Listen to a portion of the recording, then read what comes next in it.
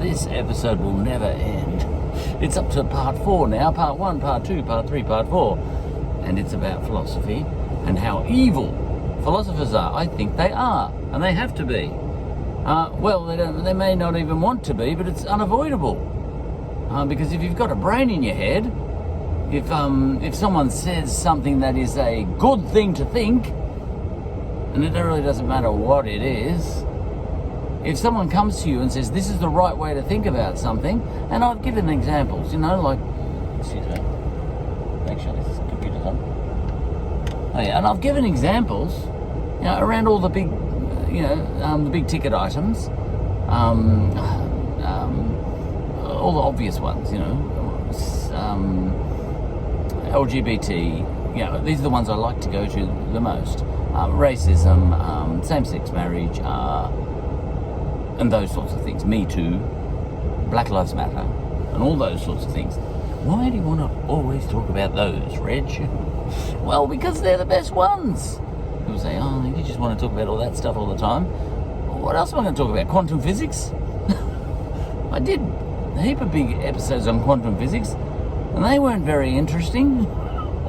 I can do episodes on stuff like that. I can do episodes on chemistry, or, I can do on engineering or something, but they're boring. These ones are more interesting, and that's why we like to use examples such as I've been using in the last 3 parts and a little bit into the 4th part. All right, so the core point of these episodes, and I can't finish them because they keep going, is that you can attack someone for challenging a right idea, such as Black Lives Matter or whatever you want to call, whatever one you want to pick, and you can say that person is wrong for even challenging that thing. We had the same thing with same-sex marriage. Everyone was in Australia, we were thinking, well, should we do same-sex marriage? And really, the time had come where we're finally ready to sort of say yes. Otherwise, the question wouldn't have come up, would it? And it was brought up as it's time. A little bit like off-wheel. It's time for same-sex marriage. And then they said, all right, let's debate this. And people said, no, don't debate it. It's just time, just do it. All right? Because it's the right thing to do. There was a big call for that. Don't even debate it in Parliament.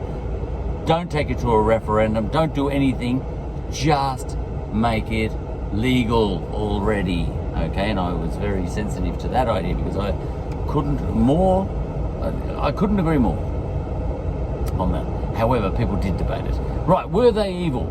Well, yes. In the minds of the people who said that they shouldn't debate it. All right, so, but is it evil to debate it in your own head? Now, I was already sold on the idea. However, you can't help it. When people say same-sex marriage is a good idea, you say, right, and gee, even if you take 5 minutes to sort of say, now, can I think of any reason why it's not a good idea? And that's only because someone said it's time to do it. And I automatically, devil's advocate style almost, sort of think, can I think of any reason why not? And I couldn't see any reason why not myself. So I said, good, let's do it, But for that little 5-minute period when I was trying to scratch my head and think about it, was I being evil then? And I say yes. Now, I didn't express that openly, my thought processes as I went through that. But if you had have been able to read my mind, and you were one of those people who was saying it shouldn't even be up for question, well, even I agree with that, but I couldn't help it. Even if you said something to me like an apple a day is a good idea, I would say, apple every day? Yeah, I'd like to question that. Nah, that'd be all right. I reckon that's a good thing. Right, for that 10 seconds where I was questioning it, I was being stupid. Because obviously an apple a day is a good idea. Right. Keeps the doctor away. All right. So that's to the extent to which, I'm being a bit silly, but you can, all right, we'll pick a more pertinent example, which I almost did in the last episode, but didn't make it because the battery went flat again in my phone, and I've got to take off as well. If I can get a break in this traffic without getting rammed up my ass. Oh, wait a minute, no. Just build up a little speed in the emergency starting line. All right. So a better example than the stupid one I just gave. The phone nearly fell over there, but I can't touch it because I'm driving. So you got me at a funny angle. You got me at a disadvantage, angle-wise. And the example was, I almost mentioned it at the end of the last episode, which is part 3. I'm in part 4 now. Was all right. There was a headline in the ABC, which is the Australian Broadcasting Corporation. I wasn't reading Marie Claire. Men, don't worry. What she was saying, the reporter there. What she was actually saying was stop talking about the fact that some women make false allegations. Now, but the actual headline was, men, don't worry. False allegations are extremely rare. It was actually a fairly longish sort of headline. Now, what she was actually saying is, men, all right, women are sexually assaulted, and it is a shocking thing, and it's, and anyway, I don't want to get into all of that, but the point is, it's rampant. The amount of sexual and physical assault that happens to women is just insane.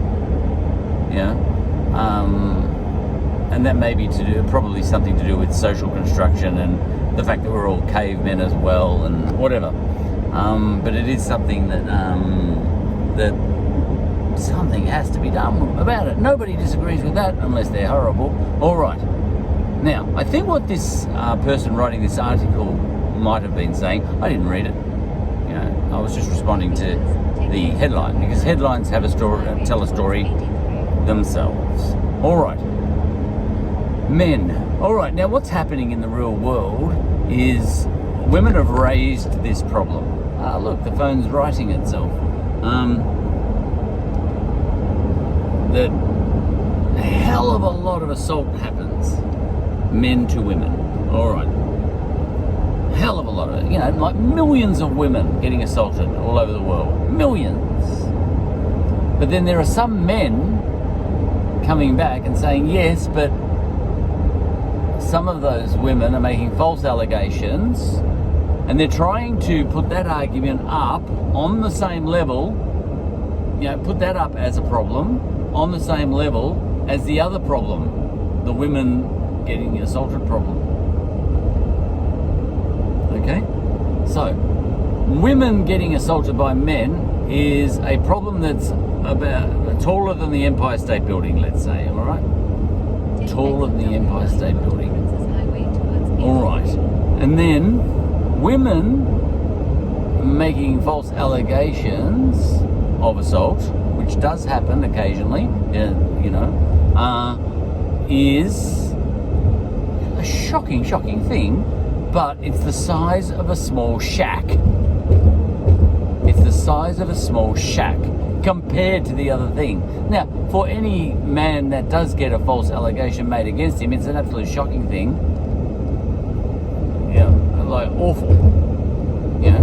But it's still a shack, a tiny little shack by the beach. And women getting assaulted by men is a 400-story building. All right. So that's the scale side of things. All right. Now what's happening is women are saying,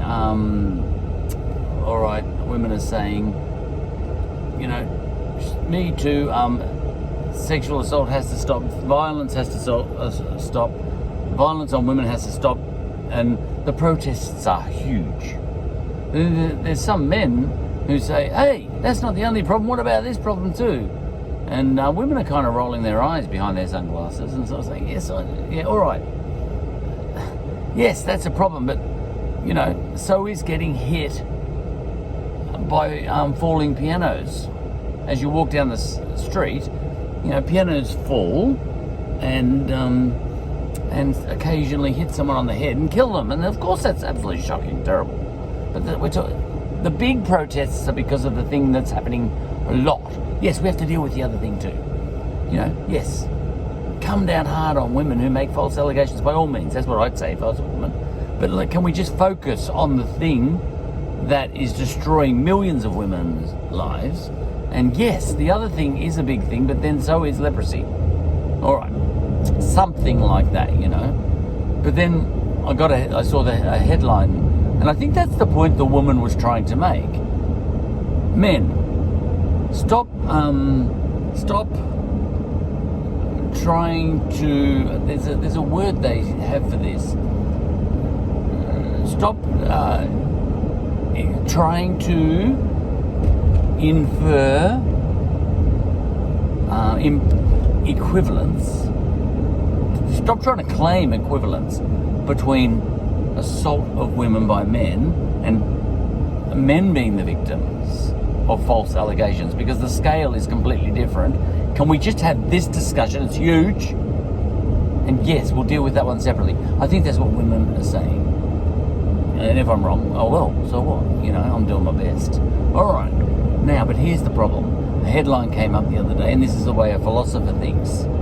Even one who's not very good at it, like me. Okay, and the headline ran. It was in the ABC. You may still be able to Google it now. Men, don't worry. False accusations of sexual assault are extremely rare. That was the headline. It was a fairly long headline, as I said. All right, now, that's all you've got at the moment, that headline. Now, that woman is actually making all those good points, I think. You know, and she's absolutely right. But what does a philosopher do when he reads that headline? Well, what he should do, or she should do, is read that headline and just buy it. And don't question it, because this is a very sensitive topic. And this woman is making a very valid point. So don't question it. That's what a good person would do. And remember, these episodes aren't about these examples. I don't necessarily want to talk about this example. It just popped into my head, so I'm talking about it. And I'm thinking about it. Things pop in your head that you don't even want to think about, but they pop in your head. So what are you going to do? That's the evil of being a philosopher, per se. And everybody on the planet is a philosopher, as far as I know, except for completely stupid people. All right. So, because everyone likes to question things, do they not? You know. All right. So you get this headline that comes up. Now I'm already sold hook, line, and sinker on the whole debate. I completely agree that the focus, the big issue, is men assaulting women. And then you get this headline, and if I spoke aloud all my thoughts, which I would never do, and I would never speak on YouTube my thoughts aloud, and I would never put my face on YouTube, because that'd just be plain stupid. So I would never do those things, you know. I never think aloud. All right. So this is everything I'm telling you here. It is the inner workings of my problematic mind. All right. So you're having a look at the workings of my mind and all its faults. All right. Now, but as I say, I would never say this out loud. It's just between you and me, Charlie. You know, because Charlie, myself, is my only viewer, so I'm talking to myself, so I'm safe. Now, what happens is, you see a headline, this is what happens in your brain. You see a headline like that, and this is what makes a human being necessarily evil. And I think that's all human beings. Men, don't worry. Sexual assault, or whatever it was, you know, or fake allegations are extremely rare. All right. Now, I didn't even have to read the article to know that was true, because it causes you harm to make an allegation. So, the motivation's not there. It actually damages you. It's like an own goal in a very disastrous way. When you make an allegation against somebody, I'm going to get some petrol soon, you cause yourself a lot of damage. Alright, so that's probably why most allegations are true. Okay. But let's go back to that headline. Men, don't worry. Now, what's the first thing I thought? Hang on, that's my call. You don't have any rights, you're a man, Well, alright, but sorry, I already doubted it as I was reading it. You shouldn't doubt it, but I did. I couldn't help it. Your instinctive brain is evil, and this is what I think, and I actually think that. So, I said no, and I actually discussed it with my wife in a quick. I sent her a screenshot of that thing. I said, look at this. We used to worry about that because we used to babysit a lot. My wife and I, little babies, children, and all that sort of stuff. We're talking nieces, nephews, goddaughters, godsons, everything. This is before we were married. And I always, and we discussed it at the time, even though we were only in our 20s and 30s, early 30s, whatever. We discussed it at the time, and we both agreed always, I would never babysit without having her there as well. And that was for my own safety, believe it or not. Doesn't that sound crazy? What was I doing there? I was worrying. And my wife, who was my girlfriend then, was worrying on my behalf as well. And the actual conversation used to go like this. Yes, it's extremely unlikely, but we're babysitting so many different kids. You only need one of those to grow up with a mental illness. I know that sounds terrible, but you never know, do you? Because there are only two, the kids, or 3, or 4, or 7, or 8, or whatever. And what we said to ourselves is, you only need one of those to grow up and make a false allegation, and you're gone. So let's at least have a little bit of protection in having the girlfriend along as well, to do a 2-person babysitting, you know what I mean? And we always did that. I never babysat by myself. All right. So what was I doing there? I was worrying. And my girlfriend at the time, who is my wife now, was worrying too about future false allegations. Now, as I was reading that article, headline of that article, that old thing that we used to worry about came into my head. Now, if I was on TV debating with the woman who made that article, and she actually said, we're on Q&A on the ABC, and she's there, and she stands up, she sits down, but she's got the microphone, and she says, men, stop talking about you being the victims. You're nowhere near the victims. Don't, almost, and you could almost say it like this.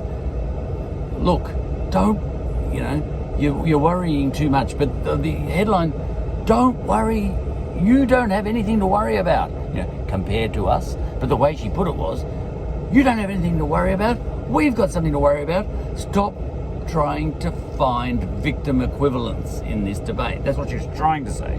But what she actually said was, don't worry, men, don't worry. Fake allegations are extremely rare.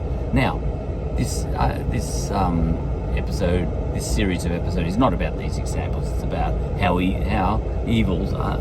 philosophers are necessarily evil. But using this example, all right, I see that headline, and I entered into a dialogue challenging that headline. Now, for the length of time that we were having that dialogue, my wife and I, we were disagreeing with the proposition, and yet the proposition was noble.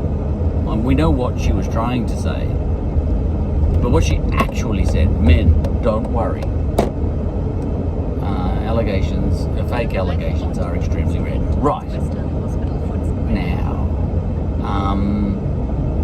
and this is where I think you'd be evil too, at a guess, whoever you are listening to this, Charlie. We actually had a verboten, a forbidden debate. My wife and I, we had a forbidden debate. Someone in the Me Too movement was trying to get the focus off something. We should not. Now, if I was on Q&A, sitting in the audience, and a woman said that up on the panel, men, don't worry, allegations of assault are extremely rare, women to men, men to women. And if I put my hand up and said, look, I will reserve the right to worry. In fact, when I was younger, I always made sure my girlfriend came along to babysit because I was worried that that one of the kids would grow up and be a stark raving lunatic and make false allegations, because you never know whether someone's going to have a proper mental illness, Now, I think that wouldn't have gone down well. I said, I do want to worry, I'm not disputing everything you're saying. In fact, I completely agree as much as you do about everything you're saying.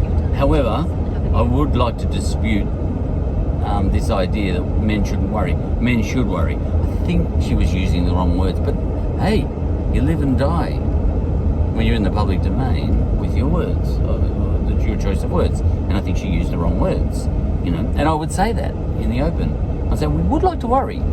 Even one fake allegation is too many if you're the bloke getting the fake allegation. So I think you've used the wrong word, worry. And she would have probably said, look, she would have said, men. Yeah, all right, yeah, all right. Choose a different word. You know what I'm trying to say. And then pedantic, you'd say, well, don't use that word. You're trying to distract from the real issue. The real issue is women getting assaulted. To which I would say, I completely agree. Well, why are you trying to... I said, because you told men not to worry. And I think men should worry. And then she would have gone, And then the little text messages would come across the bottom of the screen saying, this is the problem with old white men, blah, blah, blah, you know what I mean? And all that sort of stuff, And it would have been just on for young and old. And this is where you can't be a philosopher in the public domain. Not only because it's pedantic, but for other reasons too, It gets messy. But here's where philosophers are evil. My wife and I did have that discussion, that debate, and she said, she was speaking about our son, and she said, I'll be warning my son to worry about that sort of thing. What do you think about that? And I've got to take off slowly with the phone will fall over. Now, can you see what's happened there? The whole thing's got out of hand. No one's been evil. But propositions are being made. Propositions are being made by people trying to make the right things happen in the world. Someone else who is also trying to make the right things happen in the world, feels the need to challenge that thing. Nobody wants a bad thing to happen. Everyone wants a good thing to happen. And yet, poison is happening. Toxins are sort of swirling around because people don't know how to discuss things. All right? And this is why philosophy is driven underground. I think most philosophy is underground. Because every time a proposition is made just about, I bet you, I don't think you can actually help it. Unless you're an idiot. You always... even if it's only for a few microseconds or for a few seconds, no matter what proposition is. When you first heard Black Lives Matter, did you say, yep, totally agree, without thinking it? Did you? Because if you did, you're an idiot. Because there's some nuance to that. Because, like when the first person said Black Lives Matter to you, did you completely say, yep, totally agree, not even thinking about it, boom? If you did, you're an idiot. Because it's a nuanced slogan. It says all sorts of things. and you should be philosophizing this, but not in the open. You know, but Black Lives Matter kind of means about 10 different things at once. It means black lives in reality don't matter enough, and they haven't mattered enough in history, and all sorts of bad things happened in the past, colonial history, and that has left a legacy to this day, and the whole world's rigged. All our institutions are systemically racist and all that sort of, pretty much all of them, and I'm talking everything, even language, you know, and all these things, you know. Black lives haven't mattered enough for a long time. When we say Black Lives Matter, that's actually an exhortation, really. We're sort of saying we declare that Black lives must matter, you know, something like that, you know. Not even that they should matter, but they must matter. And we're only saying that because right at the moment they don't. So, you know, if you heard the slogan Black Lives Matter and you just bought it on face value, you're an idiot. But if you discuss it in the public domain, if you do challenge the slogan, I don't challenge the slogan, by the way. I actually think it's a good slogan. I actually think it really works, because slogans work when they're not explicit. You know, if they don't make sense, they make sense, if you know what I mean. Because, yeah, I could explain that. All right. They don't have to. Yeah, they don't have to. Not everything is just logic, you know. All right. So, the real philosophy has to happen in your own head, where you think these, you doubt. What did Jane Austen say? You know, Elizabeth heard. I can't get the quote right. Doubted, coloured, and then was silent. You know, that's not exactly the quote, but Elizabeth Bennet in Pride and Prejudice, you know, something was said, you know, and it was embarrassing what was said, which is, you know, and, you know, she heard what was said and she coloured, you know, she went red with embarrassment, and she doubted, but then she was silent. And that's what philosophers have to be.